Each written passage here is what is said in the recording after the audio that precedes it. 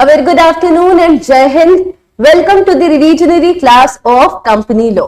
इसके पहले की रिविजनरी क्लासेस में हमने आपके साथ डिस्कस किया था कि कंपनी क्या होती है, कंपनी के फीचर्स भी डिस्कस किए थे एंड मेमोरेंडम ऑफ एसोसिएशन को भी कंप्लीट कर लिया था। आज की क्लास में हम स्टार्ट कर रहे हैं नए टॉपिक के साथ जिसका नाम है आर्टिकल्स ऑफ एसोसिएशन। तो चलिए स्टार्ट करते हैं अपने रिविजनरी क्लासेस को एक नए टॉपिक के साथ, that is articles of association. अब भाई मैंने आपको बताया था कि मेमोरेंडम ऑफ एसोसिएशन क्या होता है।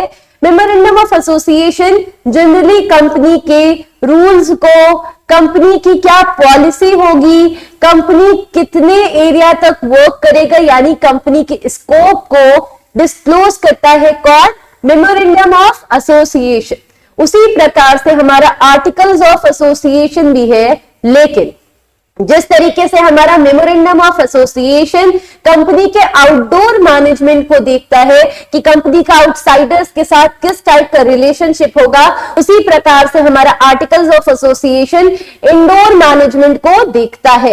यानी कंपनी का इंटरनल मैनेजमेंट कैसे चलेगा, कंपनी की इंटरनल पॉलिसीज क्या होंगी, कंपनी रिक्रूटमेंट किस तरीके से करेगी, क्या पे होगी, क्या कंपनी की पॉलिसीज है, क्या rules and regulations company within the organisation follow करेगी, that is defined through articles of association. याद रखना है आपका मेमोरेंडम ऑफ एसोसिएशन भी रूल्स एंड रेगुलेशंस बताता है एंड आर्टिकल्स ऑफ एसोसिएशन भी रूल्स, रेगुलेशंस एंड स्कोप बताता है, लेकिन द मेजर डिफरेंसेस कि आपका मेमोरेंडम ऑफ एसोसिएशन आउटसाइडर्स के साथ डील कर सकता है। यानी आउटडोर मैनेजमेंट क्या होगा, बाहर के व्यक्ति यानी पब्लिक के साथ कंपनी का किस टाइप का रिलेशन होगा बताता है एमओए।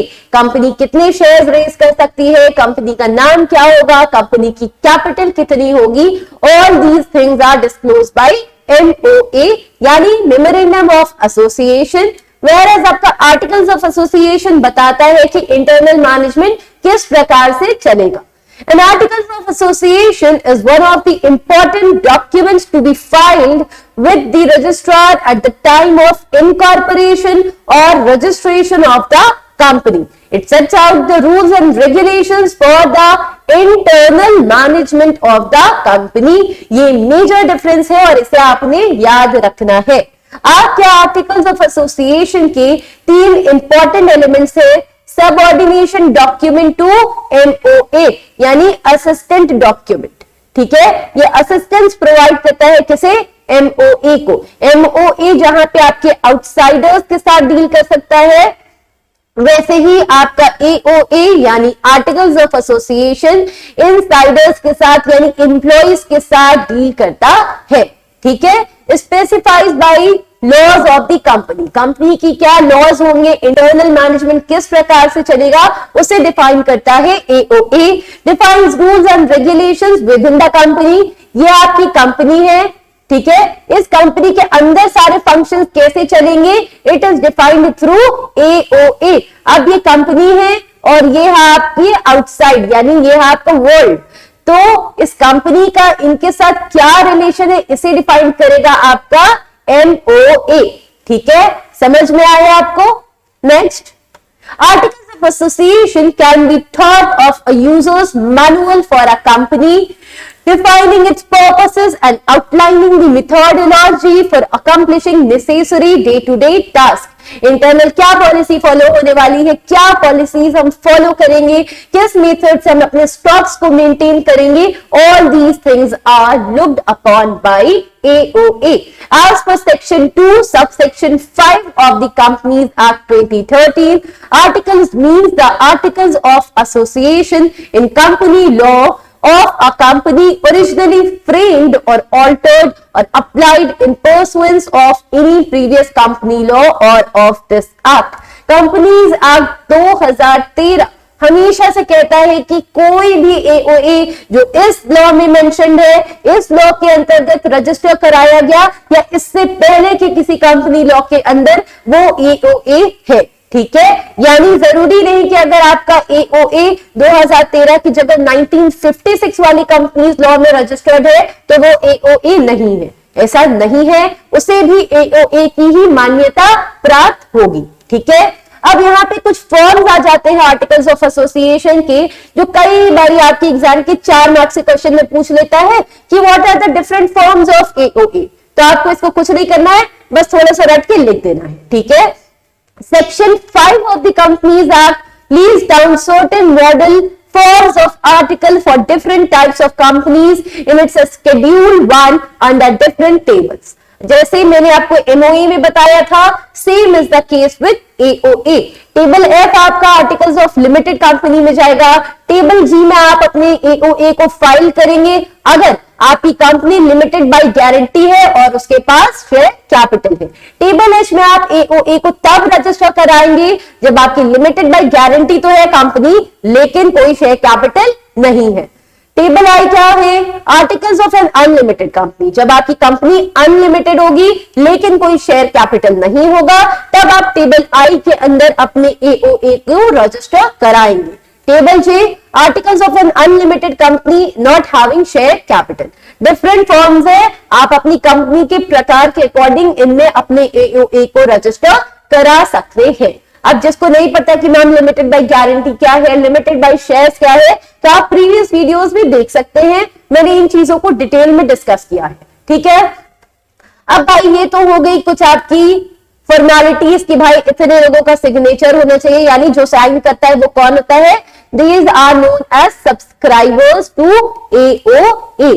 ठीक है, ये भी मैंने लास्ट क्लास में डिस्कस किया है, जिसे नहीं पता वो देख सकता है। ठीक है, अब क्या क्या कंटेंट्स होंगे आपके AOA के अंदर? The content should include exclusion in part और full of table F, share capital कितना होगा, रूल्स रिगार्डिंग द अलॉटमेंट आप कितनी करेंगे, शेयर सर्टिफिकेट कब देंगे, कंपनीज लीन, कंपनी की क्या अंदर की पॉलिसी है, कंपनी कब फॉरफीचर करेगी, कब कंपनी लीन करेगी लोगों के शेयर्स को, all these things will be included in your AOA। Company का मीटिंग कब हो रहा है, कंपनी डिविडेंड कब देगी, कंपनी कब कॉल करेगी मनी को, all these things are included in AOA। ठीक है, ये तो हो गया आपकी कॉमन चीजें जो इंक्लूड होंगी, यानी किस व्यक्ति को कितना वोटिंग राइट मिलने वाला है, कंपनी वाइंड अप में कहां से पैसे को कॉल करने वाली है। ठीक है, अब मेजर थिंग जो आपके एग्जाम में कंपल्सरीली पूछी जाएगी, that is difference between MOA and AOA। आपके memorandum of association and articles of association में क्या डिफरेंसेस है, तो आइए देख लेते हैं क्या डिफरेंसेस है। First is meaning. देखिए, आपका MOA that is memorandum of association is a document that contains all the fundamental information which is required for the incorporation of a company, यानी वो सारी इंफॉर्मेशन आपके MOA में होती है जो कंपनी के रजिस्ट्रेशन के लिए नेसेसरी है, रिक्वायर्ड है। Whereas articles of association is a document containing all the rules and regulations that governs the company।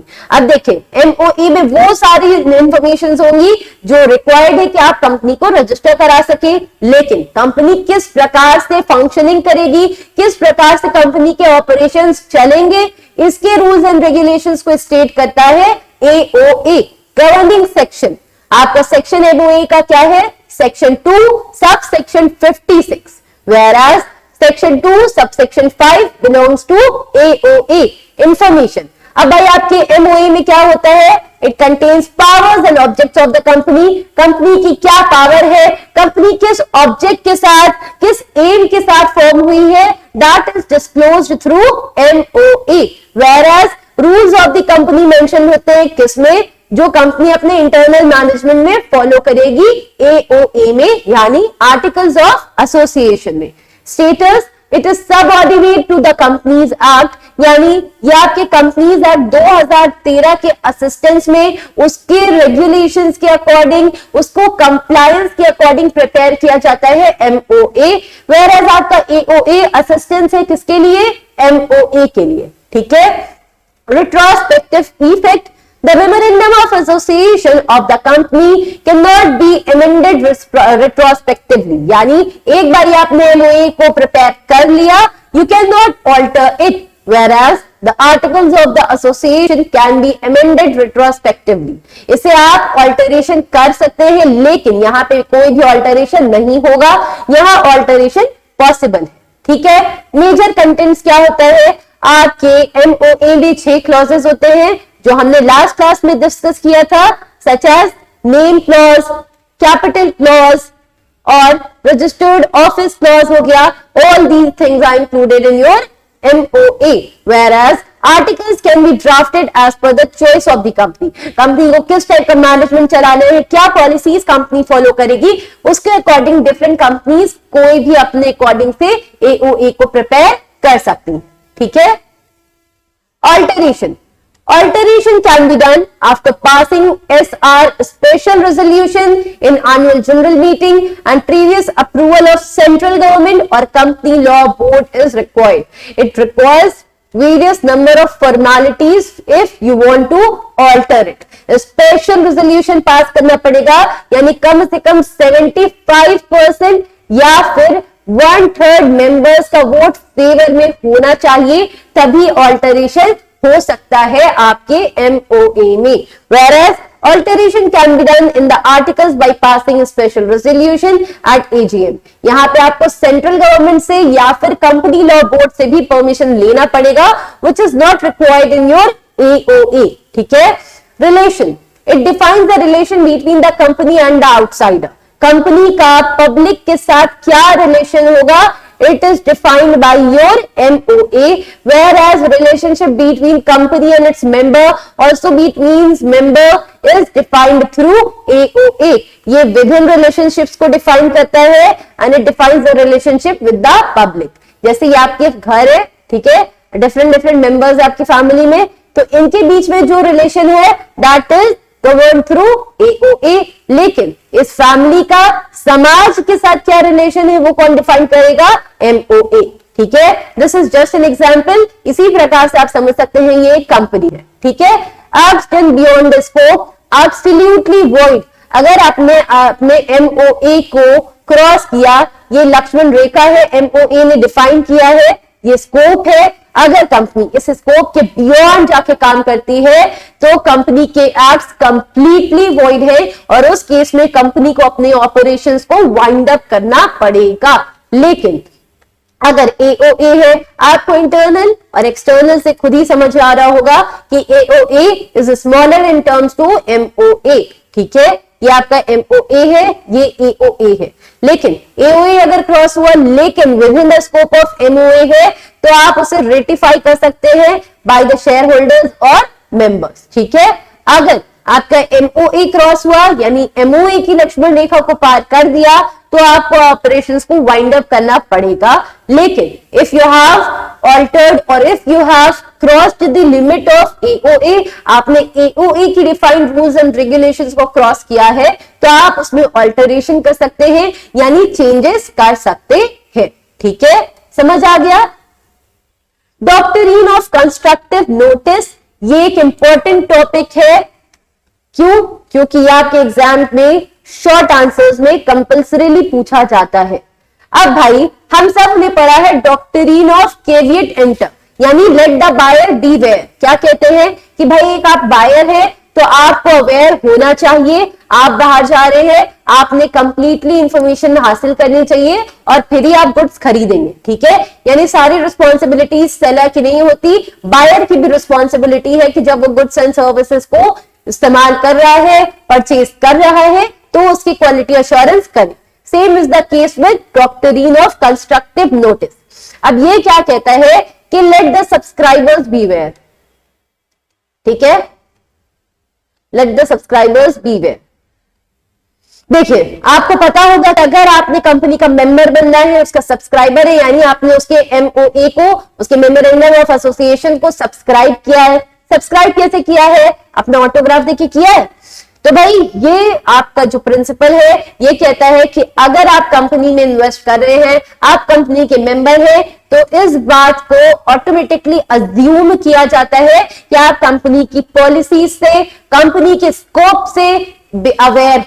ठीक है, यानी आप अवगत है कि कंपनी का क्या ऑब्जेक्ट है, कंपनी की क्या पॉलिसीज है, कंपनी का क्या मेन एम है। ठीक है, इन केस मान लीजिए कि आपको ये MOA प्रोवाइड किया गया, आपने इसे ढंग से पढ़ा नहीं और आपने अपनी ऑटोग्राफ दे दी, साइन कर दिया, अब आप बाद में आते हैं कि मैंने ये पॉइंट नहीं पढ़ा था, तो इसे इंटरटेन नहीं किया जाएगा ऑन द ग्राउंड। क्यों? क्योंकि ये एक सब्सक्राइबर की रिस्पॉन्सिबिलिटी थी, उसकी जिम्मेदारी थी कि वो इसे ध्यानपूर्वक पढ़े।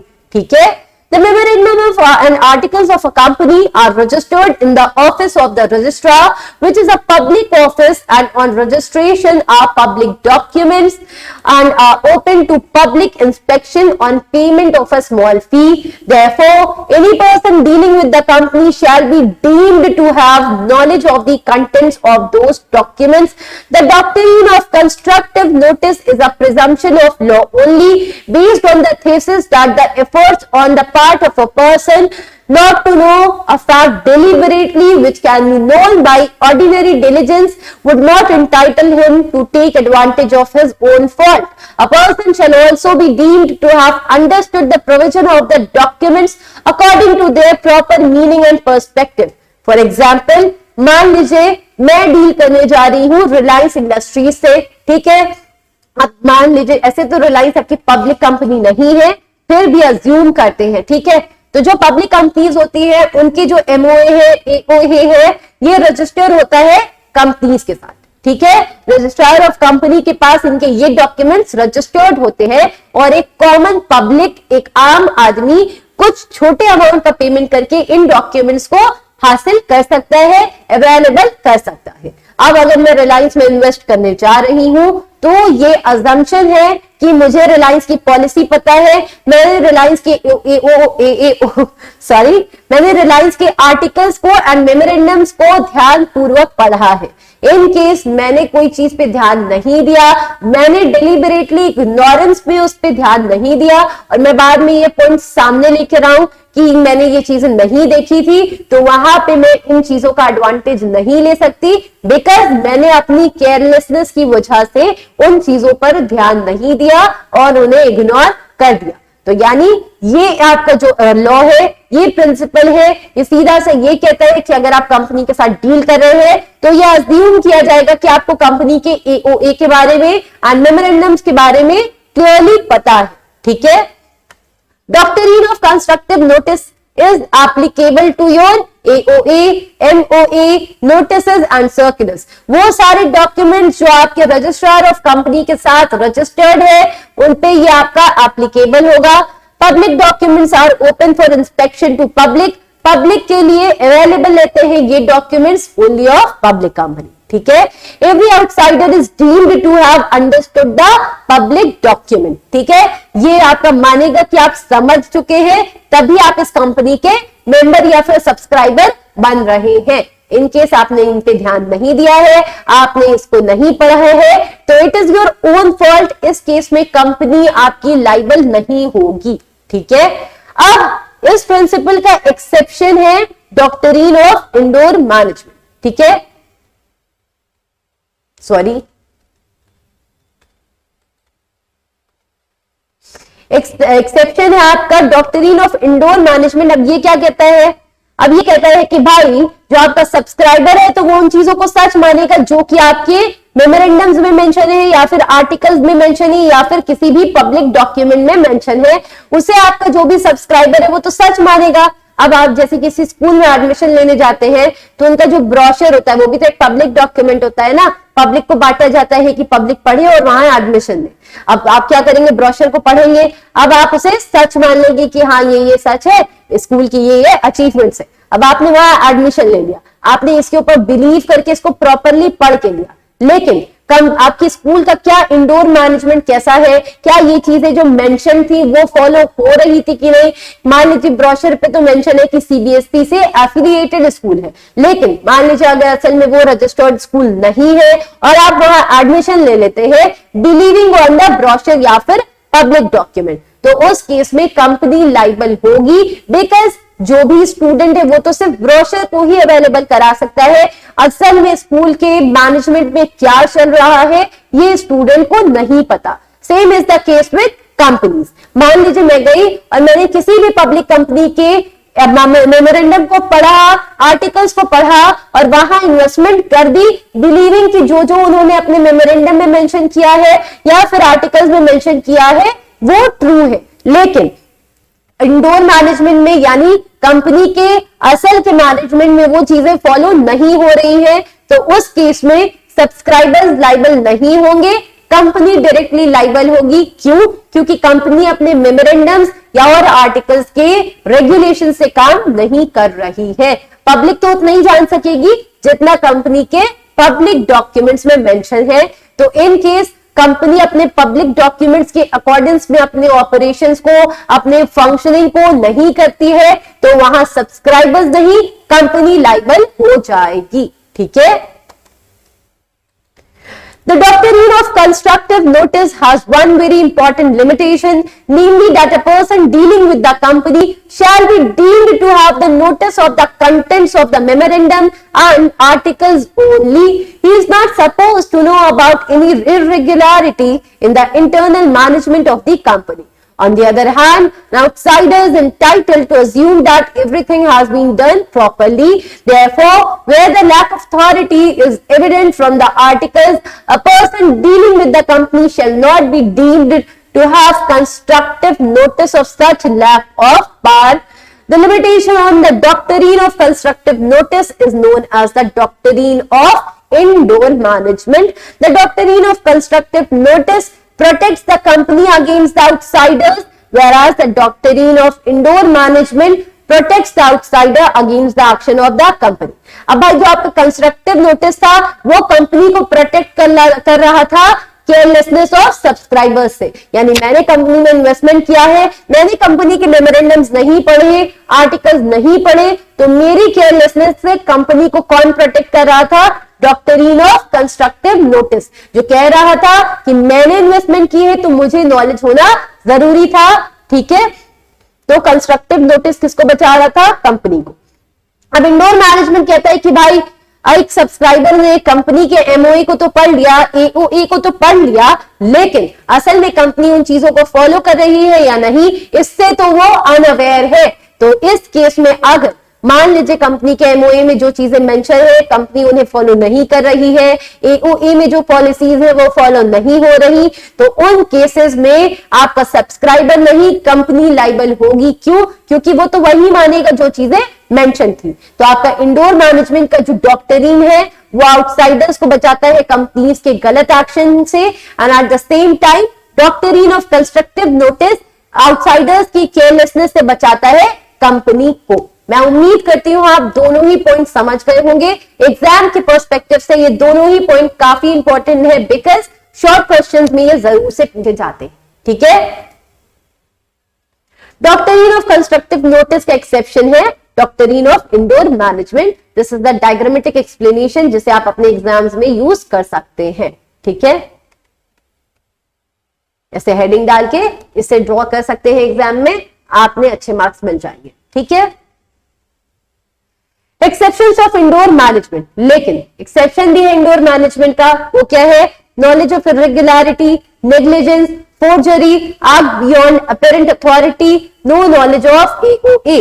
मान लीजिए जो आपका आउटसाइडर था, ठीक है, यानी हम कह सकते हैं पब्लिक था या फिर सब्सक्राइबर था, उसे ऐसा पता था कि कंपनी के जो इंडोर मैनेजमेंट है वो इरेगुलर चल रहे हैं, कंपनी के उसने नेग्लिजेंस किया कुछ, या फिर उसे कंपनी के एक्ट के बारे में, कंपनी के रेगुलरिटीज के बारे में, कह सकते हैं कंपनी के इंटरनल मैनेजमेंट के बारे में पहले से मालूम था, तो फिर वो डॉक्ट्रिन ऑफ इंडोर मैनेजमेंट को अपने ऊपर एप्लीकेबल नहीं कर सकता, क्योंकि भले ही उसने कंस्ट्रक्टिव नोटिस के अकॉर्डिंग इन्वेस्टमेंट किया हो कि हाँ ठीक है, लेकिन उसे पता था कि कंपनी ऐसे ऐसे एक्ट कर रही है, कंपनी फ्रॉड कर चुकी है, बहुत सारी चीजें उसे कंपनी के इंटरनल मैनेजमेंट के बारे में पता थी, और उसके बाद भी वो व्यक्ति कंपनी में इन्वेस्ट करता है, सब्सक्राइबर बनता है, तो उस केस में डॉक्ट्रिन ऑफ इंडोर मैनेजमेंट उसके ऊपर एप्लीकेबल नहीं होगा।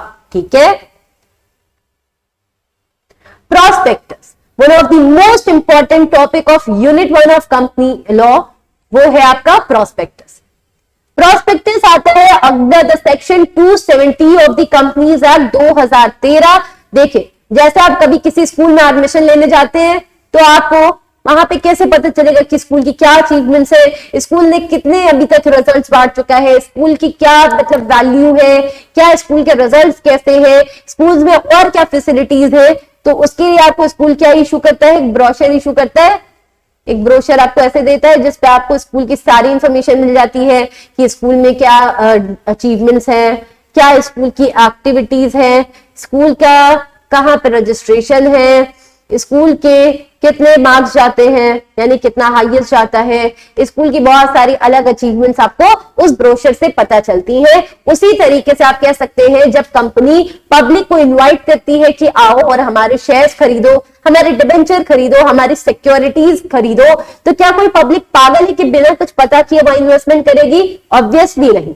तो पब्लिक को इनवाइट करने के लिए कंपनी कुछ ब्रोशर इशू करती है, उसे कहते हैं लॉ के वर्ड्स में प्रोस्पेक्टस। ठीक है,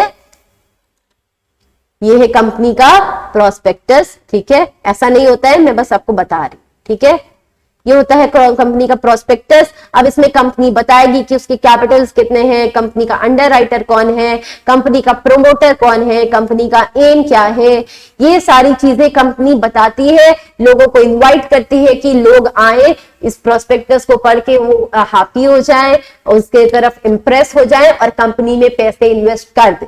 ठीक है, तो यही होता है प्रोस्पेक्टस। जैसे स्कूल के लिए ब्रोशर काम करता है कि वो और ज्यादा स्टूडेंट्स को लेके आने का, उसी प्रकार से प्रोस्पेक्टस काम करता है और ज्यादा इन्वेस्टर्स को कंपनी में लाने का। कंपनी बताती है कि कितना उसका प्रॉफिट है लास्ट ईयर से, कंपनी ने कितने डिविडेंड्स बांटे हैं, ये सारी चीजें कंपनी बताती है ताकि इन्वेस्टर्स इंप्रेस होके यहाँ इन्वेस्टमेंट करें। यानी ये एक इन्विटेशन होता है पब्लिक को कि आओ और हमारी सिक्योरिटीज खरीदो। ठीक है, आपने इसका सेक्शन याद रखना है। देखिए, प्रोस्पेक्टस है और व्हाट इज कंपनी, कंपनी के फीचर्स क्या है, ये लॉन्ग आंसर क्वेश्चन है और प्रोस्पेक्टस से एक लॉन्ग क्वेश्चन आंसर जरूर आता है। ठीक है, according to section 2 subsection 70 of the companies act 2013, prospectus means any document described और issued as a prospectus and include red herring prospectus referred in section 32 or shelf prospectus referred in section 31,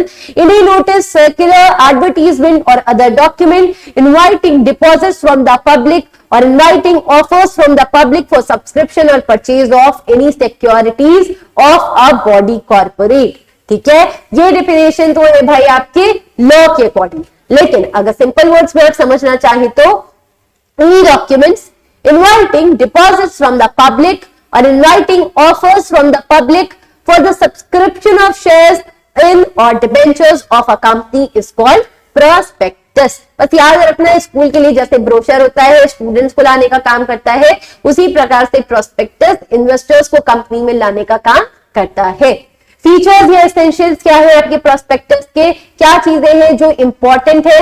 it is a document in writing, obviously writing में है। It is a printed document, hand written पे कौन आपका investment करेगा?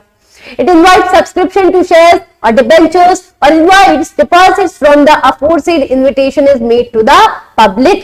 The invitation must relate to shares or debentures या फिर investment से ही related होता है। ठीक है, the invitation must be made by or on behalf of the company or in relation to an intended company। आपकी पब्लिक कंपनी ही इसको issue करने के लिए लाइबल है, कोई भी प्राइवेट कंपनी के ऊपर कंपल्शन नहीं है कि वो प्रोस्पेक्टस को इशू करे। क्यों? क्योंकि प्राइवेट कंपनी तो पब्लिक से पैसे ले ही नहीं सकती, सिर्फ पब्लिक कंपनी है जो पब्लिक से पैसे ले सकती है, इसीलिए प्रोस्पेक्टस भी इशू करना कंपलसरी है पब्लिक कंपनीज के लिए।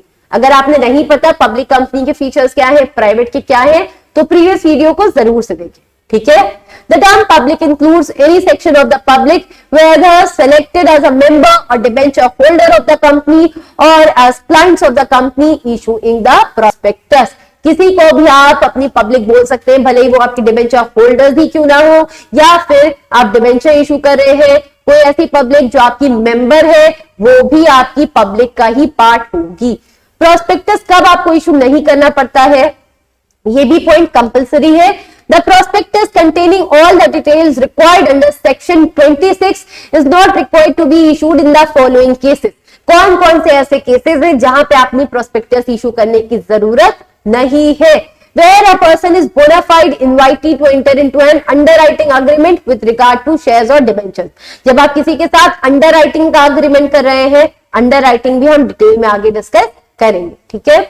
Where the share or debentures are not offered to the public, जब आप पब्लिक को अपनी शेयर्स और डिबेंचर्स को इशू ही नहीं कर रहे, for example private company, where the issue relate to shares or debentures uniform in all respects with the shares and debentures already issued and dealt in or quoted at a recognized stock exchange. यानी आपने पहले से ही shares और debentures जब issue किए थे, आपने prospectus issue किया था, आप सेम टू सेम वैसे ही शेयर्स या डिबेंचर्स इशू कर रहे हैं, तब भी आपने दोबारा प्रोस्पेक्टस इशू करने की कोई जरूरत नहीं है। Whenever shares or debentures are offered to existing share holder और डिबेंचर होल्डर, यानी जो आपके पहले से ही शेयर होल्डर थे, डिबेंचर होल्डर थे, आप उन्हें ही शेयर्स इशू कर रहे हैं, तो आपने प्रोस्पेक्टस इशू करने की जरूरत नहीं है। यानी जब आप अपने मेंबर्स को देंगे शेयर्स या डिबेंचर्स, तब आपने नया प्रोस्पेक्टस इशू नहीं करना है, ठीक है। कंटेंट्स ऑफ द प्रोस्पेक्टस, अब भाई जैसे ब्रोशर में बहुत सारी जनरल इंफॉर्मेशन स्कूल्स की होती थी, ये प्रॉफिट, ये अचीवमेंट है, ये हमारे क्लासेस हैं, ये हमारे टॉपर्स हैं, स्कूल ने यहाँ टॉप किया, वहां टॉप किया, and so on and so fourth. Same is the case with prospectus, लेकिन आपने इसके सेक्शन को भी याद रखना है। Matter contained in section 26 of the companies act 2013 and Rule 3 of the Companies Prospectus and Allotment of Securities Rules 2014, which shall be included as contents in the prospectus are as follows. क्या क्या included होना compulsory है? General information, company कैसी company है, profit making company है, NGO है, company private है या पब्लिक है, कंपनी कहां ऑपरेट कर रही है, ऑब्वियसली कंपनी पब्लिक ही होगी, ठीक है, प्रोस्पेक्टस इशू कर रही है तो। कैपिटल कितना है कंपनी का, टर्म्स ऑफ प्रेजेंट इशू क्या है, particulars and so on and so fourth. Company के ऊपर इससे पहले कोई केसेस रह चुके हैं, कंपनी ने इससे पहले कोई फोर्जरी की है या फ्रॉड किया है, उसे भी कंपनी मेंशन करेगी अपने प्रोस्पेक्टस में, ठीक है। ये सारी चीजें हैं, ये बहुत ज्यादा डिटेलिंग में नहीं आती हैं, लेकिन फिर भी आपने याद रखना है कि कंपनी अपने मैनेजमेंट के बारे में, कंपनी का आगे क्या प्रोजेक्ट होने वाला है, कंपनी किन किन स्टॉक मार्केट्स में रजिस्टर्ड है, कंपनी की क्या लिटिगेशन है, क्या लाइबिलिटीज है जिनसे कंपनी बाउंडेड है, वो सारी चीजों को डिस्क्लोज करना कंपल्सरी है अंडर योर प्रोस्पेक्टस, ठीक है। अब भाई टाइप्स ऑफ प्रोस्पेक्टस की हम अगर बात करें तो ये बहुत इंपॉर्टेंट है, टाइप्स पूछे जाते हैं कई बार। देखिए सबसे पहले तो प्रोस्पेक्टस आता है section 270 of the companies act 2013, जो कहता है कि आपका प्रोस्पेक्टस एक लीगल डॉक्यूमेंट है, इसमें इंफॉर्मेशन होती है किसकी, कंपनी की, and publish with the motive to get more investor. जैसे आपके स्कूल ब्रोशर इशू करता है कि स्टूडेंट्स आओ, वैसे यहाँ पे प्रोस्पेक्टस इशू किया जाता है कि इन्वेस्टर्स आओ, ठीक है, ठीक है, समझ में आ गया। नेक्स्ट इसमें क्या क्या होता है, who can issue a prospectus, obviously एक पब्लिक कंपनी ही करेगी या फिर एक private company which has ceased to be a private company. यानी मान लीजिए कोई प्राइवेट कंपनी थी और उसकी किसी एक्ट की वजह से उसे कंपल्सरीली एक पब्लिक कंपनी बना दिया गया, तो आप सीधा से कह सकते हैं कि प्रोस्पेक्टस सिर्फ और सिर्फ एक पब्लिक कंपनी ही इशू करेगी। अब भाई डिफरेंट टाइप्स ऑफ प्रोस्पेक्टस है। रेड हेरिंग प्रोस्पेक्टस आता है section 32 of the companies act 2013। Wait a second, let me adjust the screen, sorry, not the skin, ठीक है। Red herring prospectus comes under section 32 of the Companies Act 2013, which doesn't contain all the information of the prices of the securities offered and the number of securities to be issued। आप red herring prospectus को एक incomplete prospectus भी कह सकते हैं। क्यों? क्योंकि इसमें ये सब कुछ मेंशन करते हैं, लेकिन ये प्रोस्पेक्टस के ये अपनी सिक्योरिटीज के प्राइस को और वो कितनी इशू कर रहे हैं इस बात को मेंशन नहीं करते, क्योंकि इनके प्राइसेस जो है वो सप्लाई एंड डिमांड के बेसिस पे सेलेक्ट होने वाले होते हैं, ठीक है। Act says mandatory for the firm to issue this to the registrar at least 3 days prior to opening, यानी कि कम से कम इशू होने के 3 दिन पहले इन्हें अपना फाइनल प्रोस्पेक्टस रजिस्टर कराना पड़ेगा with the registrar of the company. ठीक है, ये इनकम्प्लीट प्रोस्पेक्टस होते हैं जिसे इशू कर दिया जाता है इन्वेस्टर्स के लिए, बस इसमें सिक्योरिटीज का प्राइस मेंशन नहीं होता और कितनी सिक्योरिटीज इशू की जा रही है उसे मेंशन नहीं किया जाता, क्योंकि ये मार्केट कंडीशंस पे डिपिक्ट करेंगे, मार्केट कंडीशंस पे फिक्स करेंगे कि इनकी सिक्योरिटीज की क्या डिमांड है, उसी अकॉर्डिंग सप्लाई है, तो उसके अकॉर्डिंग ये क्या प्राइस फिक्स करेंगे ये बाद में तय होता है, देयरफॉर इसमें प्राइसेस मेंशन नहीं होते। लेकिन अलॉटमेंट के कम से कम 3 दिन पहले इन्हें फाइनल प्रोस्पेक्टस रजिस्टर कराना पड़ता है। ठीक है, शेल्फ प्रोस्पेक्टस। अब भाई शेल्फ से हमें समझ में आ रहा है, शेल्फ यानी अलमीरा। शेल्फ प्रोस्पेक्टस यानी वो प्रोस्पेक्टस जो काफी लंबे टाइम तक इस्तेमाल किया जा सकता है। शेल्फ प्रोस्पेक्टस दरअसल वो प्रोस्पेक्टस होते हैं जिसे आप एक बार इशू करेंगे साल में और आप पूरे साल कभी भी कितनी भी सिक्योरिटीज इशू कर सकते हैं, सिर्फ और सिर्फ एक बारी के इशू से। ठीक है, यानी मैंने ऑन 1 अप्रैल को अपना प्रोस्पेक्टस इशू किया, ठीक है, शेल्फ प्रोस्पेक्टस इशू किया, एसपी को इशू किया, एंड अब मैं कभी भी साल में यानी कि 31 मार्च तक कभी भी कितनी भी सिक्योरिटीज इशू कर सकती हूं on the basis of the prospectus I have issued on 1 April. Securities और class of securities are included issued for subscription in issues over a certain period. Only the companies which have been prescribed by the SEBI can issue this with the registrar. याद रखना है, सिर्फ वही company जिन्हें सेबी के through इसका prescription है सिर्फ वही शेल्फ प्रोस्पेक्टस को इशू कर सकती है। ठीक है, अब्रिज्ड प्रोस्पेक्टस क्या होता है? This comes under section 2 subsection 1 of the act. A memorandum containing such silent features of a prospectus is specified by the SEBI. Company cannot issue an application for purchase of securities unless and this company accompanies such a form. कई बार क्या होता है कि companies prospectus issue ना करके जो material information होती है उस लिस्ट को अपने फॉर्म्स के साथ इशू करती है। ठीक है, फॉर एग्जांपल ये कंपनी के सिक्योरिटीज का फॉर्म है, इसके साथ कंपनी ने इसे भी अटैच कर दिया। ठीक है, दिस इज अब्रिज्ड प्रोस्पेक्टस जो deemed to be like it's just like a prospectus, लेकिन ये कंप्लीट फॉर्मेट में नहीं होता। अब इसमें कंपनी की बस मटेरियल इंफॉर्मेशन होगी कि कितनी सिक्योरिटीज इशू कर रही है, क्या प्राइसेस है, कितने शेयर्स है, कितने डिबेंचर्स है, कंपनी ने कितनी कैपिटल रेज करनी है, यानी सारी मटेरियल इंफॉर्मेशन की भी एक लिस्ट को अपनी सिक्योरिटीज के साथ कंपनी सेल करती है। That is called as abridged prospectus. ठीक है, a list of material document is issued with the securities is known as abridged prospectus. ठीक है, the fourth type of prospectus we are having is deemed prospectus, which comes under section 25 subsection 1 of the Companies Act 2013, allots or agrees to allot any securities of the company view to all or any of those securities being offered for sale to the public. ये भी एक type of prospectus है जिसे deemed to B prospectus है। क्यों? क्योंकि कई बार ये भी कंप्लीट नहीं होता है।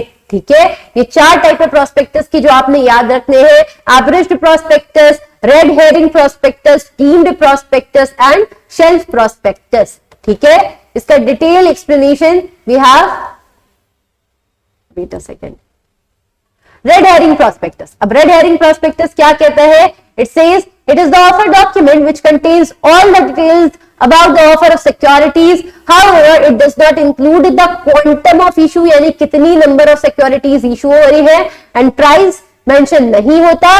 बाकी सब कुछ इसमें मेंशन होता है। हम इसे रेड हेरिंग प्रोस्पेक्टस को इनकम्प्लीट प्रोस्पेक्टस भी कह सकते हैं। ठीक है, furthermore it is not the final prospectus as company can update it several times before the final issue. ये इशू तो कर दिया जाता है, लेकिन एक बारी जब कंपनी अपने प्राइसेस को फिक्स कर लेती है तो कंपनी एक फाइनल प्रोस्पेक्टस को भी इशू करती है। ठीक है, issue company needs to file it with the registrar at least 3 days prior to opening of the offer. यानी सेलिंग स्टार्ट करने के कम से कम 3 दिन पहले कंपनी ने अपने फाइनल प्रोस्पेक्टस को रजिस्ट्रार के साथ रजिस्टर करा लेना है। It is named in such a way because it contains a para in red ink that state that company is not attempting to sell the shares before the approval of the SEBI. इसे red herring prospectus इसीलिए कहते हैं क्योंकि red words में ये mention करती है कि कंपनी तब तक अपने शेयर्स या सिक्योरिटीज को सेल नहीं करेगी जब तक सेबी से यानी securities exchange and board of India से अप्रूवल नहीं मिल जाता। ठीक है, शेल्फ प्रोस्पेक्टस को मैं आपको डायग्रामेटिक वेज में समझाती हूं।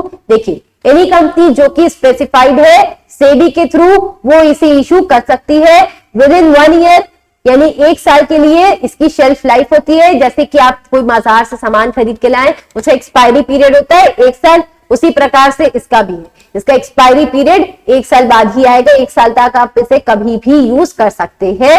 Only updated information MOA will be issued on subsequent issue. No fresh prospectus is required with the again and again या फिर frequent issuing of securities।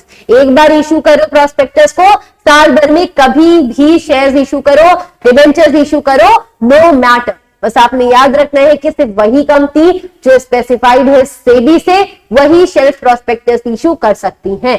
Updated shelf prospectus will be uploaded on website of SEBI and head Merchant Bank। देखिए, आपने याद रखना है, मान लीजिए आपने प्रेफरेंस शेयर इशू किया और आपने उसी के साथ पहला प्रोस्पेक्टस यानी अपना शेल्फ प्रोस्पेक्टस भी इशू कर दिया। अब आप नेक्स्ट रो में जब अपने मान लीजिए आपने इक्विटी शेयर इशू कर रहे हैं तो आपके मान लीजिए कुछ चेंजेस तो ऑब्वियसली होंगे इक्विटी एंड प्रेफरेंस में। तो जो चेंजेस हैं सिर्फ और सिर्फ आप उसे ही अपडेट करेंगे, उसी की एक लिस्ट को इशू कर सकते हैं। आपको कोई जरूरत नहीं है कि आप पूरे प्रोस्पेक्टस को दोबारा से इशू करें। That is known as your shelf prospectus, जिसकी वैलिडिटी क्या है, अप टू 1 ईयर। जैसे आप रिचार्ज करते हैं 1 साल का, 6 महीने का, 3 महीने का, तो उसकी वैलिडिटी कितनी होती है, 3 महीना, 6 महीना या 1 साल। इसी प्रकार इसकी वैलिडिटी कब तक है, वैलिडिटी इसकी है 1 साल तक। ठीक है, Abridged prospectus. It means a memorandum containing silent features of a prospectus. Furthermore, it contains the information in brief which helps the investor to take investment decision quickly. In this case, company needs to attach it along with every application form for purchase of securities. जैसे school ने मान लीजिए brochure issue नहीं किया, आप जब school में जा रहे हैं एडमिशन फॉर्म लेने तो उसके साथ आपको स्कूल की इंफॉर्मेशन के एक पन्ने को स्टेपल करके दिया जा रहा है। Same is like the abridged prospectus. जब आप जा रहे हैं शेयर्स खरीदने या डिबेंचर्स खरीदने तो उनके फॉर्म के साथ आपको एक मटेरियल डॉक्यूमेंट्स की लिस्ट को इशू किया जा रहा है। That is known as your abridged prospectus. अब डीम्ड प्रोस्पेक्टस क्या होता है? It is a document which the company issues in case of offer for sale of securities to the public. Moreover, this document is an invitation to public to purchase the shares of the company through an intermediary such as issuing house. Deemed prospectus तब issue करते हैं जब company underwriting के agreement में include हो चुकी हो। ठीक है, फॉर एग्जाम्पल मान लीजिए ये है आपके रिलायंस लिमिटेड। मान लेते हैं कि रिलायंस एक पब्लिक कंपनी है। ठीक है, अब रिलायंस लिमिटेड ने क्या किया, अपने शेयर डायरेक्टली इशू ना करके अंडरराइटर्स के थ्रू इशू कराया। अब अंडरराइटर्स क्या होते हैं, कई बार जब कंपनी को लगता है कि उसके शेयर्स पूरे सब्सक्राइब नहीं हो पाएंगे तो वो अंडरराइटर्स के साथ डीलिंग कर लेती है। ठीक है, मैं बताती हूं अंडरराइटर्स। देखिए, अंडरराइटर्स के साथ डीलिंग कर लेती है। मान लीजिए कंपनी ने 5000 शेयर्स हैं जो कंपनी ने बेचने हैं। अब कंपनी को लगता है कि पब्लिक खरीदे ना खरीदे तो कंपनी ने अंडरराइटर के साथ अग्रीमेंट कर लिया। अंडरराइटर्स वो होते हैं जो कंपनी को अश्योरेंस देते हैं, गारंटी देते हैं कि अगर इन सिक्योरिटीज को पब्लिक ने नहीं खरीदा तो ये खुद खरीदेंगे। ठीक है, तो अब कंपनी क्या करेगी, इनके साथ डीलिंग कर लेगी और अपनी पूरी सिक्योरिटीज इन्हें दे देगी। अब ये क्या करेंगे, इन सिक्योरिटीज को सेल करेंगे। मान लीजिए ये सेल करते हैं, 3000 सेल हो जाता है और 2000 क्या रह जाता है, रेसिड्यू रह जाता है। तो ये क्या होगा, क्या ये कंपनी को वापस करेंगे? नहीं, ये खुद खरीदेंगे और कंपनी को पूरे के पूरे 5000 शेयर्स के पैसे देंगे। ठीक है, समझ में आया? तो वही होते हैं अंडरराइटर्स। तो जब कंपनी अंडरराइटर्स के थ्रू अपनी सिक्योरिटीज इशू करती है पब्लिक को थ्रू एन इंटरमीडियरी, तब वो जो प्रोस्पेक्टस को इशू करती है that is known as your deemed prospectus. ठीक है, याद रहेगा सबने। जैसे आप जाते हैं किसी दुकान पे सेलर रहता है, क्या वो डायरेक्ट उसका मैन्युफैक्चरर रहता है? ऑब्वियसली नहीं, वो मैन्युफैक्चरर से लेकर आता है और आप है कस्टमर, यानी जो आपका इंटरमीडियरी है। जब कस्टमर उसके साथ डील करते हैं तो जो प्रोस्पेक्टस इशू करती है company, that is known as your deemed prospectus. ठीक है, conclusion, wait a second. A prospectus is a legal document that a public company needs to issue for inviting public to subscribe its share. However, this requirement does not apply in case of private company as it cannot raise capital through public issue. मैं उम्मीद करती हूँ आप सब इस चीज के साथ क्लियर होंगे, क्योंकि हमने अपने प्रीवियस वीडियोस में पब्लिक एंड प्राइवेट कंपनीज को अच्छे से डिस्कस किया था। ठीक है, अब गोल्डन रूल्स क्या है जब भी आप प्रोस्पेक्टस को इशू करें? पहला, state everything with strict accuracy, सब कुछ सही सही मेंशन होना चाहिए। अब्सटेन फ्रॉम स्टेटिंग इमटेरियल फैक्ट्स, जो फैक्ट्स इंपॉर्टेंट नहीं है इन्वेस्टर्स के लिए उसे मेंशन करने से अवॉइड करें। Do not omit material facts, कोई भी इंपॉर्टेंट इंफॉर्मेशन छूटनी नहीं चाहिए। क्वालिटी ऑफ डिस्क्लोजर, यानी जो आप डिस्क्लोज कर रहे हैं वो क्वालिटी होना चाहिए, उसकी कुछ क्वालिटी होना चाहिए। ऐसा नहीं कि अब वो अश्योर नहीं आप खुद ही और आप उस इंफॉर्मेशन को मेंशन कर रहे हैं। अनलेस एंड अनटिल आप उस इंफॉर्मेशन के लिए 101% अश्योर नहीं है, प्रोस्पेक्टस में उसे इशू या मेंशन नहीं करेंगे। ठीक है, तो ये तो हो गए कुछ गोल्डन रूल्स। बाकी types of prospectus and what is prospectus has been covered. ठीक है, इसी के साथ हम अपने यूनिट 1 को यहीं पर कंप्लीट करते हैं। Unit 1 of company law has been completed. अब इस यूनिट से आपको क्या चीजें हैं जो याद रखनी है? कंपनी के फीचर्स बहुत इंपॉर्टेंट है, 101% यहां से क्वेश्चन आएगा। इसके अलावा एमओए एंड एओए को डिफरेंस को एंड ये दोनों है क्या, इसे भी याद रखना है। एंड प्रोस्पेक्टस, ये 3 पॉइंट्स है जो आपने यूनिट 1 से जरूर से याद रखना है। ये सब कुछ मैंने अपने प्रीवियस वीडियोस में भी कवर किया है, अगर आपने नहीं देखा है तो आप देख सकते हैं। ठीक है, अब हम स्टार्ट कर रहे हैं अपने यूनिट 2 को ऑफ कंपनीज एक्ट 2013। ठीक है, let's have a break of 1 minute.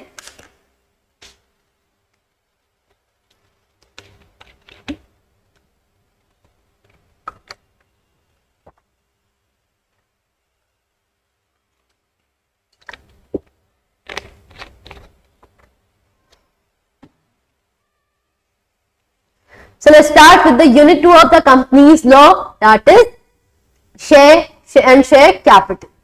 देखिए, याद रखना है आपने कि share and share capital comes under section 2 sub section 84 of the companies act 2013। अब शेयर क्या होते हैं? शेयर्स आपके कैपिटल के कुछ पार्ट्स होते हैं। ठीक है, फॉर एग्जाम्पल मान लीजिए कंपनी की कैपिटल है 1000 करोड़ की। अब कंपनी इसे स्मॉल पार्ट्स में डिवाइड कर देगी। ठीक है, मान लीजिए कंपनी ने इसे 1000 रुपए के पार्ट्स में डिवाइड कर दिया है, तो 1000 रुपए का पार्ट क्या होगा? एक शेयर होगा। ठीक है, हर एक पार्ट एक शेयर होगा। ठीक है, a share in the share capital of a company including stock is the definition of the term share. This in accordance with the section 2 subsection 84 of the Companies Act 2013. In other words, a share is a measure of the interest in the company's asset held by a shareholder. The memorandum and articles of association of a company prescribe the rights and obligations of the shareholder. Further, a shareholder must have certain contractual and other rights as per the provisions of the Companies Act 2013. जब company की पूरी share capital को small parts में divide कर देते हैं small denominations में, तो हर एक डिनोमिनेशन को शेयर कहते हैं। ठीक है, याद रखना है कि it comes under section 2 sub section 84 of the companies act. ठीक है, अब फीचर्स क्या है आपके शेयर के? पहला कि ये मूवेबल प्रॉपर्टी है। ऑब्वियसली ये आपके पेपर फॉर्म में होते हैं, कहीं भी आप मूव कर सकते हैं। ऐसा तो नहीं है ना कि गाड़ी है, घोड़ा है, आप मूव नहीं कर पा रहे हैं। ठीक है, goods under sales act 1930, sales act 1930 इसे एज अ गुड ट्रीट करता है। ठीक है, डिस्टिंक्ट फ्रॉम स्टॉक, यानी आपके शेयर अलग है एंड आपका स्टॉक अलग है, जिसे हम आगे डिस्कस करेंगे। हर एक शेयर का एक अलग डिस्टिंक्ट यूनिक नंबर होता है और हर एक शेयर के साथ कई सारी राइट्स एंड कई सारी ड्यूटीज भी आती है। राइट्स आएंगे कि आपको डिविडेंड मिलेगा, ड्यूटीज भी कई सारी आएंगी। क्यों? क्योंकि share holders are the owners of the company. अब भाई शेयर क्या होते हैं और स्टॉक क्या होते हैं, आइए जान लेते हैं। Stock gives you an ownership interest in one or more companies. On the other hand share represents ownership of one specific company. देखिए ये भी चीज काफी सिंपल है। फॉर एग्जाम्पल मिस्टर ए है, ठीक है, मिस्टर ए ने परचेज किया है शेयर्स, उन्होंने शेयर परचेज किया है of company A, company B and company C. तो इन पूरे को मिला के डिफरेंट कंपनीज के शेयर्स को मिला के जितना मिस्टर ए का पूरा ओनरशिप बन रही है, that is termed as stock. Whereas जब एक स्पेसिफिक कंपनी के शेयर्स के बारे में बात करेंगे, that is termed as shares. समझ में आया? जब आपने डिफरेंट कंपनीज में, फॉर एग्जांपल आपने रिलायंस में भी कुछ शेयर्स खरीदे हैं, आपने टाटा में कुछ शेयर्स खरीदे हैं, आपने HUL में कुछ शेयर्स खरीदे हैं, तो वो पूरा जब आप उसको सम करेंगे तो जो ओनरशिप आपकी होगी दैट इज स्टॉक। लेकिन जब आप बात करेंगे कि आपका रिलायंस में कितना शेयर है, that is termed as share. Share सिर्फ और सिर्फ एक कंपनी के रिगार्ड में बात करता है, वेयर इज स्टॉक आपकी पूरे इन्वेस्टमेंट के बारे में बात करता है कि आपने कहां पे ओनरशिप ले रखी है। ठीक है, समझ आ गया? For instance, if A has made an investment in stock, it may mean that A has a portfolio of shares that stands in different companies. For example अगर मैं कहूं कि मेरे पास स्टॉक है, तो स्टॉक है यानी मैंने कई सारी कंपनीज में इन्वेस्टमेंट किया है। Stock is equals to sum of shares of different companies. ठीक है, it is the sum of shares of different companies. Whereas shares क्या है आपके? Share is the share of one company. अगर मैं कहती हूं मेरे पास स्टॉक है यानी मैंने कई सारी कंपनी में इन्वेस्टमेंट कर रखा है। इफ आई एम सेइंग कि मेरे पास शेयर है यानी मेरा इन्वेस्टमेंट किसी एक ही कंपनी तक सीमित है। समझ में आ गया? A, which company share have been invited, how many shares they have been invested in. The words stock and share are often used interchangeably, but there are key differences between the two. ठीक है भाई, कहने को तो कह दिया जाता है स्टॉक एंड शेयर सेम है, लेकिन असल में ऐसा नहीं है। Stock is the sum of shares in different companies, whereas share talks about the share in a particular one company. ठीक है, अब इनके डिफरेंसेस क्या है? पेड अप, जो आपका शेयर होता है फुल्ली पेड अप भी हो सकता है या फिर पार्टली पेड अप भी हो सकता है। कंपनी ने जितने कॉल इशू किए हैं आपने उतना पे कर दिया। स्टॉक लेकिन क्या होते हैं? हमेशा फुल्ली पेड अप होते हैं। Time of issue, issued when the company is incorporated, ये आपको तभी इशू होते हैं जब कंपनी रजिस्टर्ड है, लेकिन can not B issue under such circumstances. Stock आपको एंड में ही मिलते हैं जब फुल्ली पेड अप हो जाते हैं आपके shares of different companies. Term of issue can not be issued in fraction, यानी कि ऐसा तो नहीं है ना कि एक ही शेयर उसको आपको हाफ करके दिया जाएगा, बिल्कुल नहीं। लेकिन स्टॉक में तो भाई कई सारी कंपनीज होती है, तो ये आपको पार्ट्स में भी इशू किए जा सकते हैं। आपके हर एक शेयर का एक यूनिक नंबर होता है, सीरियली नंबर्ड होते हैं, लेकिन स्टॉक्स नंबर्ड नहीं होते। Nominal value, they have equal nominal value, यानी कि मान लीजिए रिलायंस ने अगर शेयर इशू किया है 1000 रुपए का, तो रिलायंस का हर एक शेयर 1000 रुपए का ही है। Whereas it may be divided into unequal amounts, कोई स्टॉक 1000 का भी होगा, कोई स्टॉक 10,000 का भी हो सकता है, लेकिन ऐसा केस आपके शेयर के साथ नहीं है। ठीक है, रजिस्ट्रेशन, आपका शेयर हमेशा रजिस्टर्ड होता है विद द कंपनीज एक्ट। ठीक है, रजिस्ट्रार के साथ हमेशा रजिस्टर होगा in compliance with the companies act, लेकिन यह आपका जो स्टॉक है ये रजिस्टर हो भी सकता है और चाहे तो रजिस्टर नहीं भी हो सकता। Shares not transferable by mere delivery, आप शेयर्स को मेयर डिलीवरी से यानी ट्रांसफर नहीं कर सकते। आपने पूरी ओनरशिप ट्रांसफर करने के लिए कई सारे प्रोसीजर्स फॉलो करने पड़ेंगे, लेकिन इसे आप मेयर डिलीवरी के साथ भी ट्रांसफर कर सकते हैं। फॉर एग्जाम्पल ₹100 नोट, ठीक है, अब भाई 100 रुपए का नोट है, आपने जिसे दिया ये उसका हो गया, लेकिन अब मान लीजिए आपका रिजल्ट है, ठीक है, रिजल्ट पे तो आपका नाम मेंशन होता है, आप किसी को भी दे दे क्या वो उसका हो जाएगा? ऑब्वियसली नहीं। Same is the case with your share लेकिन 100 रुपए का नोट जिसको दो उसका हो जाता है, that is the case with stock. अब हमारे शेयर्स की भी कई सारे टाइप्स है, उसे भी हम जल्दी से डिस्कस कर लेते हैं। Broadly speaking we have two types of share, wait a second, let me adjust the screen, ठीक है। शेयर हमारे पास पहले दो टाइप के हैं, that is preference share and equity share. पहले हम बात करते हैं प्रेफरेंस शेयर। प्रेफरेंस शेयर यानी वो शेयर जिन्हें प्रेफरेंस दी जाती है at the time of repayment, यानी कि मान लीजिए जब कंपनी वाइंड अप हो रही है तो पहले किसकी कैपिटल पे की जाएगी, प्रेफरेंस शेयर की, इसीलिए इन्हें कहते हैं प्रेफरेंस शेयर। इन्हें इक्विटी शेयर्स के ऊपर हमेशा प्रेफरेंस दिया जाता है, ज्यादा इंपॉर्टेंस दी जाती है। फॉर एग्जांपल प्रॉफिट अर्न हुआ कंपनी को, तो कंपनी पहले प्रेफरेंस शेयर होल्डर्स को डिविडेंड देगी, उसके बाद जो प्रॉफिट बच जाएगा उससे इक्विटी शेयर्स को डिविडेंड प्रोवाइड किया जाएगा, ठीक है। इसीलिए हम इन्हें प्रेफरेंस शेयर्स कहते हैं, because they have preference over the equity shares in terms of repayment of dividend या फिर रीपेमेंट ऑफ कैपिटल। दोनों ही केसेस में इन्हें प्रेफरेंस मिलती है, इंपॉर्टेंस मिलती है ओवर इक्विटी शेयर होल्डर्स, ठीक है।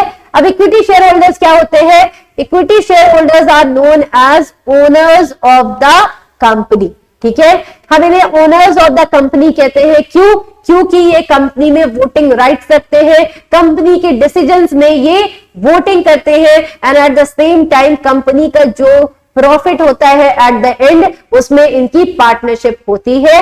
Therefore equity share holders are known as owners of the company, ठीक है। अब आपका प्रेफरेंस शेयर्स के टाइप्स को हम डिस्कस कर लेते हैं। इसमें भी आपकी दो टाइप्स है, cumulative and non cumulative. Cumulative के टाइप्स को अगर हम डिस्कस करें तो पार्टिसिपेटिंग और non participating share. Cumulative shares आपके पहले क्या होते हैं? क्यूमुलेटिव शेयर्स वो होते हैं, फॉर एग्जांपल प्रेफरेंस शेयर है, उसे 2018 में डिविडेंड नहीं मिला, ठीक है। मान लीजिए इनका डिविडेंड 5,000 था जो इन्हें नहीं मिल पाया क्योंकि कंपनी को लॉस था, तो इनके क्यूमुलेटिव है, यानी क्यूमुलेटिव प्रेफरेंस शेयर है, यानी जो इस साल का इनका ड्यू अमाउंट है वो नेक्स्ट ईयर कैरी फॉरवर्ड हो जाएगा। यानी मान लीजिए 2019 में भी इनका जितना डिविडेंड है 5,000 प्लस 5,000 जो इनका ड्यू था 2018 का, तो इन्हें कितना डिविडेंड दिया जाएगा? 10,000। तो ये होते हैं क्यूमुलेटिव प्रेफरेंस शेयर्स, जिनकी जो अगर रीपेमेंट नहीं हुआ है, जिनका डिविडेंड नॉन पेड है, तो वो अगले साल कैरी फॉरवर्ड हो जाता है, ठीक है। वेयरएज नॉन क्यूमुलेटिव क्या होते हैं? फॉर एग्जांपल 2018 में इन्हें 5,000 का डिविडेंड था जो कि पे नहीं किया जा सका। अब 2019 में क्या वो कैरी फॉरवर्ड होगा? नहीं, 2019 में सिर्फ और सिर्फ 2019 के ही डिविडेंड को पे किया जाएगा to non cumulative preference share holders, ठीक है, समझ आ गया। अब इसमें भी आपके क्यूमुलेटिव में भी आपके तीन टाइप्स है, पार्टिसिपेटिंग और नॉन पार्टिसिपेटिंग। कुछ क्यूमुलेटिव प्रेफरेंस शेयर्स को राइट्स होता है कि वो पार्टिसिपेट कर सकते हैं कंपनी की वोटिंग में, whereas नॉन पार्टिसिपेटिंग वो कंपनी की वोटिंग में भी पार्टिसिपेट नहीं कर सकते। पार्टिसिपेटिंग जो आपके प्रेफरेंस शेयर्स हैं वो कंपनी के रेसिडुअल प्रॉफिट में भी पार्टिसिपेट कर सकते हैं, लेकिन same is not the case with your non participating. जो नॉन पार्टिसिपेटिंग आपके प्रेफरेंस शेयर्स हैं वो कंपनी के रेसिडुअल प्रॉफिट में, कंपनी की वोटिंग राइट्स में पार्टिसिपेट नहीं कर सकते। कन्वर्टेबल और non convertible. Convertible preference shares वो होते हैं जिन्हें over a period of time, कुछ टाइम बाद ऑप्शन दिया जाता है कि वो चाहे तो अपने प्रेफरेंस शेयर्स को कन्वर्ट करा सकते हैं इक्विटी शेयर्स में। लेकिन नॉन कन्वर्टेबल प्रेफरेंस शेयर्स वो शेयर होल्डर्स हैं जिन्हें ऐसा कोई राइट नहीं दिया जाता। रिडीमेबल।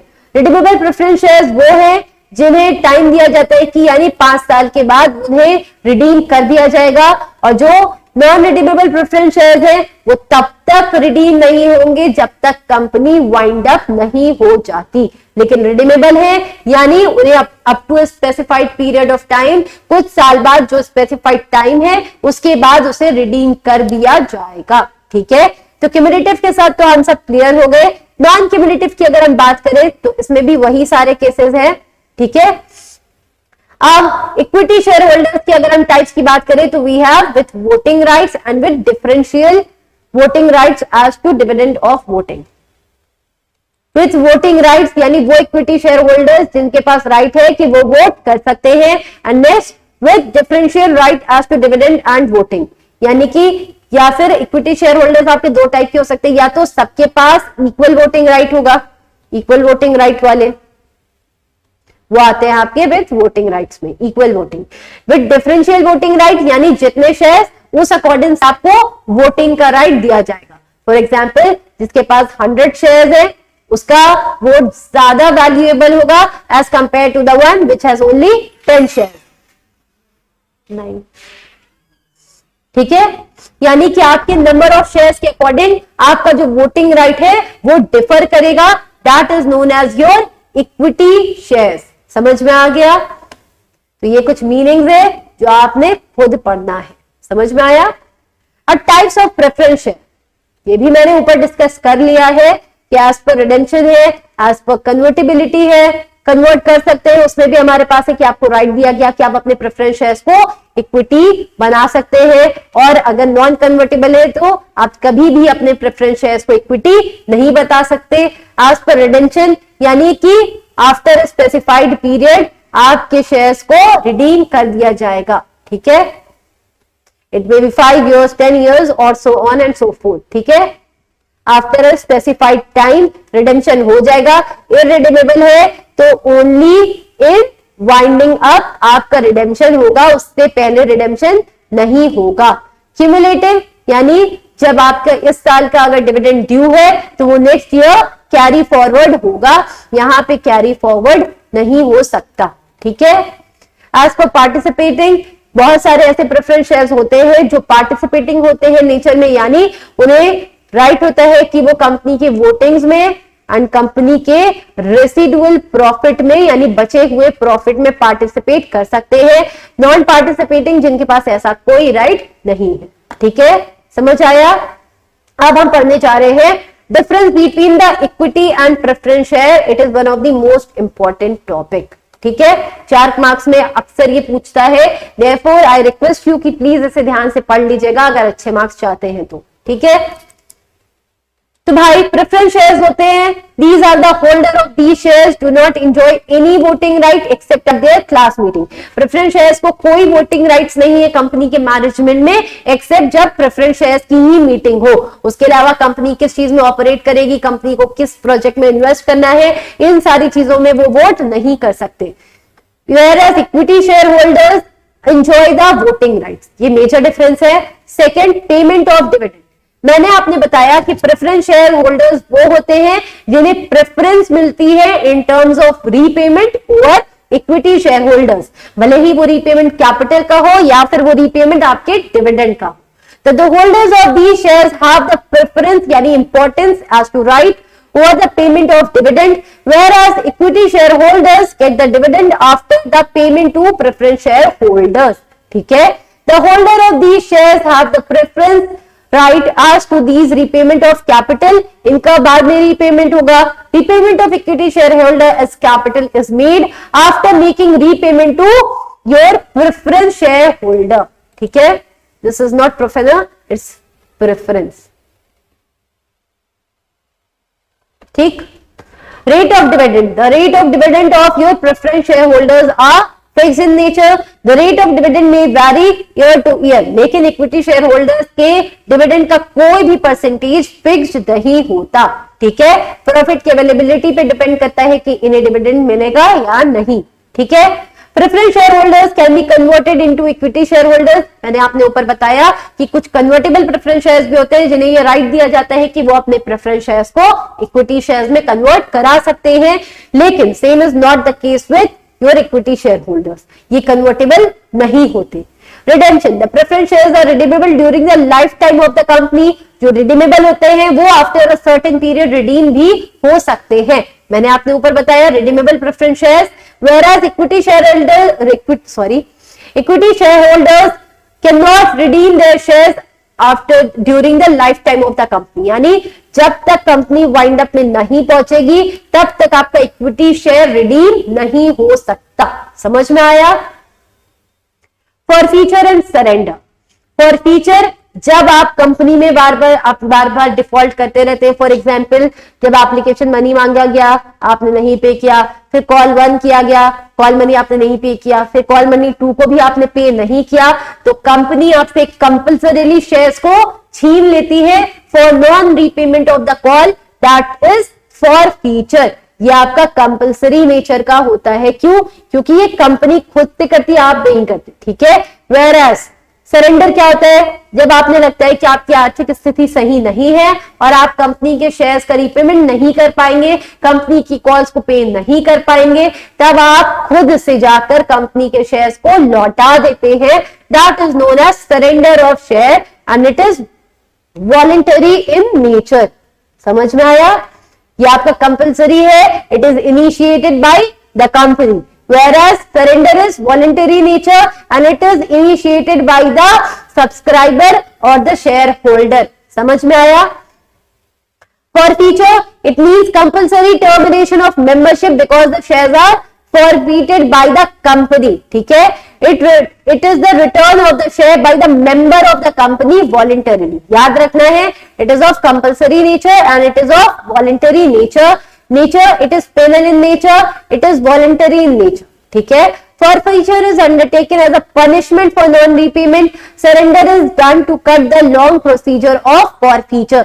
जब उसे पता है कि भाई मैं पे नहीं कर पाऊंगा तो उसने खुद से ही शेयर्स रिटर्न कर दिए, इसे इनिशिएट करता है आपका शेयर होल्डर, whereas forfeiture को कौन स्टार्ट करता है, इनिशिएट करता है कंपनी। ठीक है? Purpose, types of shares, these shares are partially paid up, obviously partially paid up होते हैं, these shares may be partly paid up और fully paid up। ठीक है?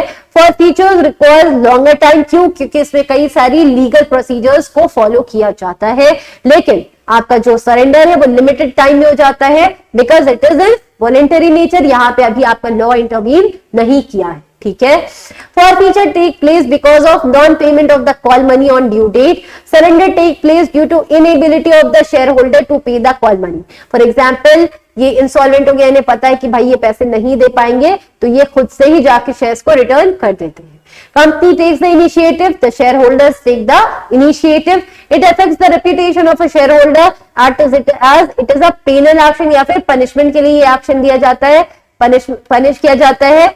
Whereas it does not affect the reputation of the shareholder as it is his own voluntary action. उसने खुद से किया तो कोई reputation पे हार्म नहीं है, लेकिन जब आपके ऊपर कोई लीगल एक्शन दिया जाता है तो ऑब्वियसली आपकी गुडविल और आपकी रेप्यूटेशन इंपैक्ट होती है, हैम्पर होती है। समझ में आया? What is forfeiture and what is surrender? Next, we are starting with the second chapter of the Unit 2 of the Companies Act, that is debenture, which has been stated under Section 71, subsection 11 of the Companies Act 2013. अब भाई जब company अपनी ownership को बेचती है तो वो shares होते हैं, लेकिन जब कंपनी ने पब्लिक से लोन लेना होता है तो कंपनी डिबेंचर्स सेल करती है, वो होते हैं डिबेंचर्स। समझ में आया? जैसे कि जब मैं अपनी ओनरशिप बेच रही हूँ, कंपनी अपनी ओनरशिप बेच रही है कि भाई तुम इतने शेयर्स खरीद लो और तुम कंपनी के इतने शेयर्स के मालिक हो जाओगे, ओनर हो जाओगे, दैट इज शेयर। लेकिन जब कंपनी ने पब्लिक से लोन लेना है तो कंपनी इशू करती है डिबेंचर्स। तो डिबेंचर को आप कह सकते हैं एन इनिशिएटिव, जिसको इशू करके कंपनी लोन रेज करती है from the public. A debenture is type of a bond or other debt instrument that is unsecured by the collateral. आपको इसके अगेंस्ट में कंपनी को सिक्योरिटी दे भी सकती है, नहीं भी देती। We have various types of debentures, secured debentures, unsecured debentures and so on and so forth. ठीक है? आपने याद रखना है, जब कंपनी पब्लिक से लोन रेज करती है तो वो इशू करती है डिबेंचर। तो debenture is a loan instrument for the company और the liability instrument for the company. ठीक है? Debenture refers to long-term debt instrument issued by a government or corporation to meet its financial requirement. In return, investors are compensated with an interest income for being a creditor to the issuer. ठीक है? ये company के creditor होते हैं, company को इनके पैसे return करने होते हैं, और भाई कंपनी ने लोन लिया है तो कंपनी तो इंटरेस्ट देगी ही। समझ में आया? यानी शेयर्स पे आपको क्या मिलता है? डिविडेंड, लेकिन डिबेंचर्स पे आपको क्या मिलता है? इंटरेस्ट। क्यों? क्योंकि आपने कंपनी को लोन लिया, और लोन पे क्या मिलता है? इंटरेस्ट मिलता है। लोन पे क्या पे करते हैं? इंटरेस्ट। तो वही करती है कंपनी। लेकिन जब आपने कंपनी के ओनरशिप ली है यानी शेयर्स लिए हैं, तो आपको प्रॉफिट का पार्ट मिलता है, एंड उस प्रॉफिट के पार्ट को ही बोलते हैं डिविडेंड। समझ में आ गया? अब फीचर्स क्या है आपके डिबेंचर्स के? बोरोड फंड्स होते हैं, यानी obviously these are loans. Fix rate of interest, company इस पे आपको फिक्स रेट ऑफ इंटरेस्ट पे करती है। क्यों? क्योंकि कंपनी ने आपसे लोन लिया है। कंपलसरी पेमेंट ऑफ इंटरेस्ट है ऑब्वियसली, क्योंकि कंपनी एक लोन होल्डर है और आप कंपनी के क्रेडिटर है। सिक्योरिटी मिलती भी है, और कई बार आपका डिबेंचर जो है वो सिक्योर्ड नहीं होता। डिबेंचर्स का रिडेम्पशन ऑब्वियसली होगा। इनके पास कोई वोटिंग राइट्स नहीं है। क्यों? क्योंकि ये कंपनी के ओनर्स नहीं है, कंपनी के क्रेडिटर्स है। अपॉइंटमेंट ऑफ ट्रस्टी भी होता है, कई बार कंपनी अपने बिहाफ पे ट्रस्टी को भी अपॉइंट करती है। कन्वर्टिबिलिटी, कई सारे डिबेंचर्स को राइट दिया जाता है कि वो अपने डिबेंचर्स को कन्वर्ट करा सकते हैं शेयर्स में, यानी कंपनी के क्रेडिटर से कंपनी के ओनर में ट्रांसफॉर्म होने का भी राइट मिलता है आपके डिबेंचर होल्डर को। समझ में आ गया? Next we have the types of debenture. Different types of debenture we are having on the basis of security. अगर आपका डिबेंचर किसी सिक्योरिटी के साथ सिक्योर्ड है तो वो सिक्योर्ड डिबेंचर, और उसके अगेंस्ट में अगर कंपनी ने किसी शेयर्स को या किसी एसेट्स को सिक्योर नहीं किया है, that is termed as your unsecured debenture. Apart from non-secured, company also issue secured debenture in which investors hold a claim over the issuers asset. मान लीजिए आपका सिक्योर्ड डिबेंचर है, यानी इसके अगेंस्ट में कंपनी ने अपनी प्लांट को as a collateral security provide किया है, और कंपनी अगर आपके डिबेंचर को रिडीम करने में असमर्थ है तो आप कंपनी के प्लांट को क्लेम कर सकते हैं। लेकिन अगर आपका डिबेंचर अनसिक्योर्ड है तो आप कंपनी के किसी भी एसेट को क्लेम नहीं कर सकते। आपको कंपनी ने किसी भी टाइप की कोलैटरल सिक्योरिटी प्रोवाइड नहीं की है। अब कोलैटरल सिक्योरिटी क्या होती है मैम? है ना, कोलैटरल सिक्योरिटी जब आप लोन्स लेते हैं तो आप कुछ सिक्योरिटी जमा करते हैं कि अगर मैं रीपेमेंट ना करूं तो बैंक मेरे इस सिक्योरिटी को ले लेगा, है ना। अगर आप में से किसी ने भी बैंक से लोन लिया है तो उसे पता होगा कि आप कई बार अपनी प्रॉपर्टी के पेपर्स देने पड़ते हैं, तो वो होती है security. Same is the case, company जब डिबेंचर्स इशू करती है तो अगर वो सिक्योर्ड इशू कर रही है तो यानी कंपनी ने अपने किसी ना किसी एसेट को as a collateral security register किया हुआ है। नॉन सिक्योर्ड है तो कोई भी कंपनी का एसेट्स, कोई भी चीज कंपनी की सिक्योरिटी के तौर पे रजिस्टर्ड नहीं, ठीक है। On the basis of tenure, redeemable debentures यानी वो with in the life span of the company को रिडीम कर दिया जाएगा, यानी over a period of time. जैसे आपके रिडीमेबल प्रेफरेंस शेयर्स थे कि 5 साल 10 साल बाद रिडीम हो जाएंगे, same was the case with debentures. Irredeemable ऐसा नहीं है कि रिडीम नहीं किया जाएगा, but only in the case of binding. ये सिर्फ और सिर्फ बाइंडिंग अप में रिडीम होंगे, लेकिन ये after a specified period redeem कर दिए जाएंगे। कन्वर्टेबल डिबेंचर्स जिन्हें राइट दिया जाता है कि वो अपने आप को शेयर्स में कन्वर्ट करा सकते हैं, डिपेंडिंग अपॉन की प्रेफरेंस शेयर्स में या फिर इक्विटी शेयर, ठीक है। नॉन कन्वर्टेबल जिनके पास ऐसा कोई राइट नहीं है, on the basis of coupon rate, specific coupon rate debenture जिनके ऊपर स्पेसिफाइड है कि इन्हें 5% इंटरेस्ट मिलेगा हर साल, ठीक है। तो एक कूपन यानी एक इंटरेस्ट रेट को स्पेसिफाई कर देंगे। जीरो कूपन रेट डिबेंचर्स ये जनरली आपको डिस्काउंटेड प्राइस पे मिलते हैं, और जीरो कूपन रेट यानी जीरो इंटरेस्ट रेट, इस पे कोई इंटरेस्ट आपको नहीं मिलेगा, लेकिन ये आपको डिस्काउंटेड रेट पे इशू होते हैं। जहां यहाँ पे कंपनी डिबेंचर्स को इशू कर रही है 1000 रुपए में, यहां आपको इशू करेगी 500 में, लेकिन यहाँ पे आपको कोई भी इंटरेस्ट नहीं मिलेगा। On the basis of registration, registered debentures यानी कि आपके नाम पे registered. For example mister A ने कंपनी जेड के कुछ डिबेंचर्स खरीदे और वो रजिस्टर्ड डिबेंचर्स यानी मिस्टर ए के नाम पे डिबेंचर्स को रजिस्टर कर दिया गया। जैसे कि आपका रिजल्ट वो आपके नाम पे रजिस्टर होता है, आप किसी को भी दे दे वो किसी के काम का नहीं है, सिर्फ और सिर्फ आपको ही बिलोंग करता है। Same is the case with registered debenture. जो रजिस्टर्ड डिबेंचर है वो एक ही व्यक्ति एक डिबेंचर होल्डर के नाम पे रजिस्टर्ड होते हैं, अगर वो खो भी जाए तो कोई उसका मिसयूज नहीं कर सकता, ठीक है। वेयर एज बियरर डिबेंचर यानी 100 रुपए का नोट गिर गया है, अब जिसके हाथ में आया वो उसका हो जाता है। Same is the case with bearer debenture. Bearer debenture किसी के भी नाम पे रजिस्टर्ड नहीं होते हैं, वो अगर खो गए तो वो जिसके हाथ लगे वो उसके हो गए। समझ में आ गया? Difference between shares and debentures, ये भी बहुत इंपॉर्टेंट है और आपने याद रखना है, ठीक है? Wait a second,